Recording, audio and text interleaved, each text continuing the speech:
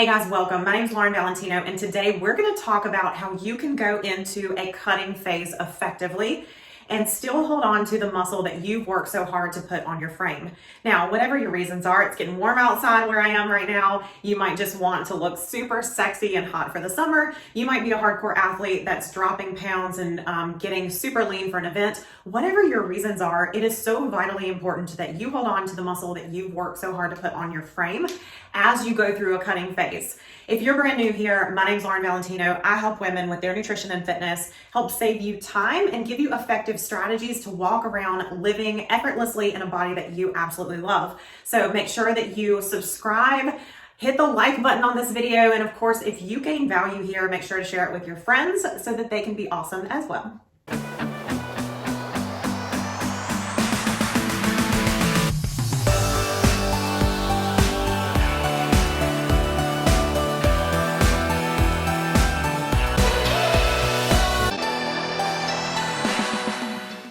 So before we dive into the 5 ways that you can protect muscle mass as you rapidly burn body fat, you need to understand the 4 reasons that we are here for it on protecting the muscle that we have on our frame. So this is really important, guys.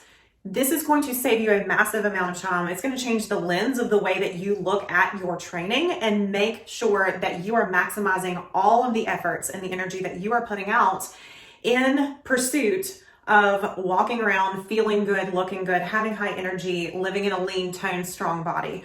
Reason number 1, muscle is at least 4 times more metabolically active than body fat. So that means that just sitting there resting, we're burning more calories than someone who doesn't have good, high quality muscle on their frame. Reason number 2, I don't know about you, but there is nothing worse than going to the gym, doing things on repeat and not feeling like you're getting anywhere. You feel like you're constantly running on the same hamster wheel and you've not progressed in such a large amount of time. I want my burpees to count. I want my push-ups to count. I want to feel like I'm getting stronger, and I'm sure that you do as well. That leads us into reason number 3, which is shape. Okay, so when I think about the body that I love the most, the body that I want to make sure that I'm living in, it looks something like G.I. Jane.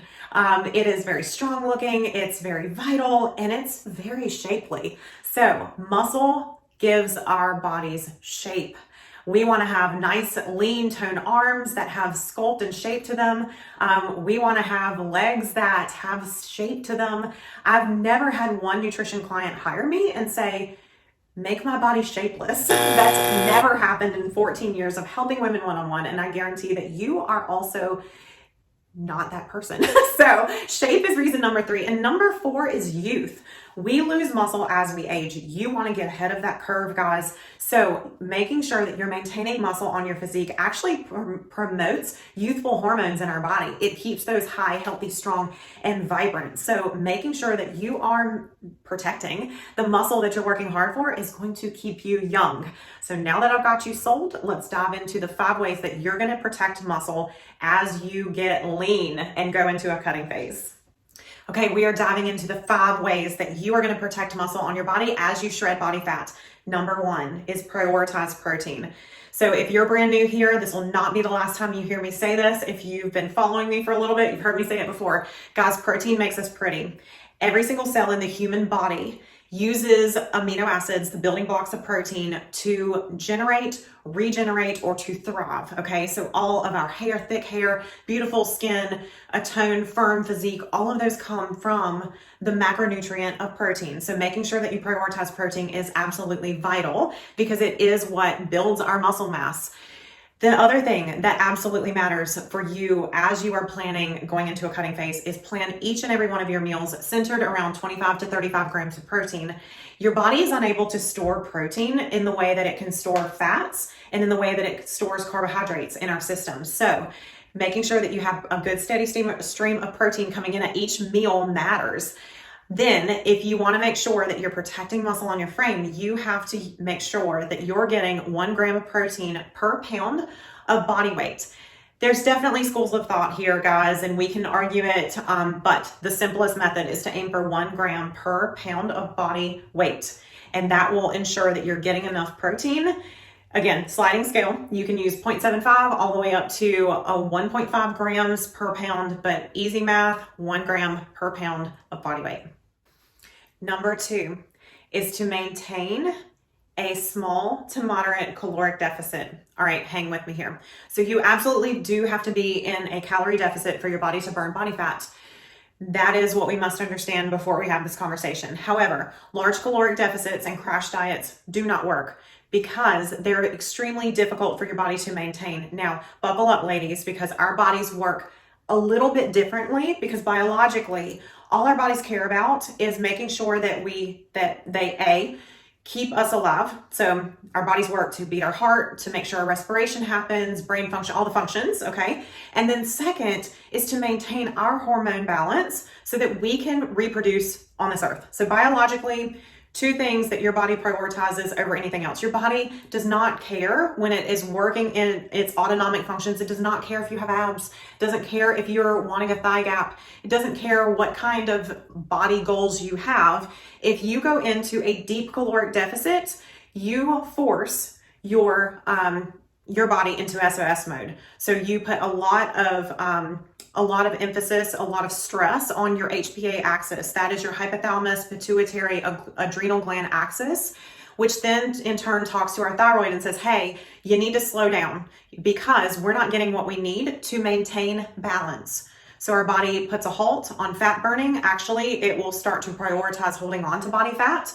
That's why I'm sure we all know someone, and that someone may be ourselves, that is in a deep caloric deficit. However, they have a difficult time getting rid of body fat or getting their bodies in a position that they really enjoy their physique. So if you are in too hard of a caloric deficit for too long, your body's going to hit the brakes on fat burning and actually kind of work in reverse. So we want to make sure that our caloric deficit is an intelligent one that can be maintained. So remembering that anything that we choose, we want to make sure that we can maintain consistency. Consistency is what moves us forward. Consistency is where we see maximum results. So picking something that is going to put us into a starvation mode is A, not going to be fun, and B, it's probably not going to be successful because you're going to end up playing tug of war with your nutrition. You're going to end up in like a yo-yo mode with your food.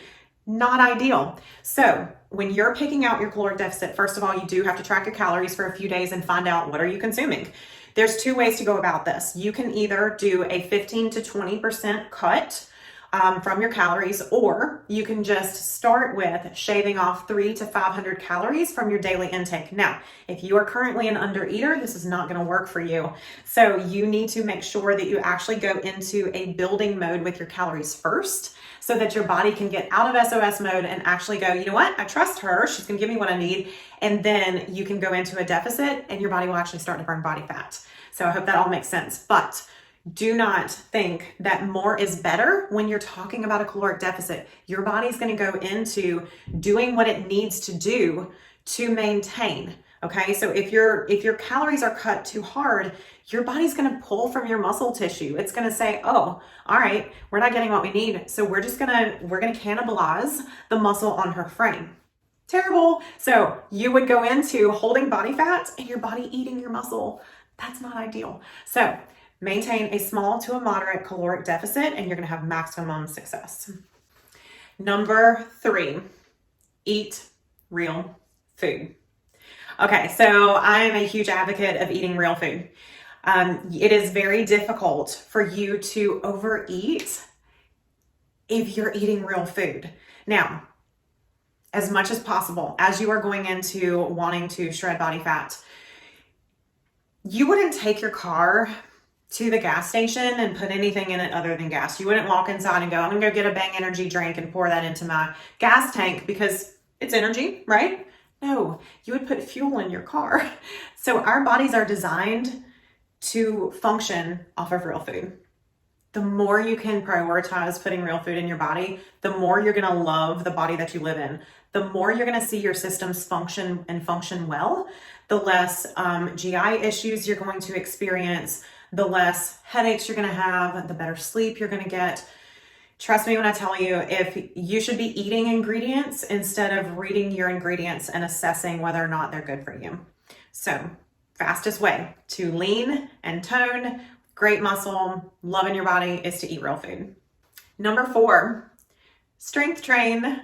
Okay, so this seems so obvious, almost so obvious that I didn't add it on here. However, after 14 years of working closely with women and leading large communities of health and fitness, I had to add this here. So if you're wanting to get leaner, you actually need to strength train.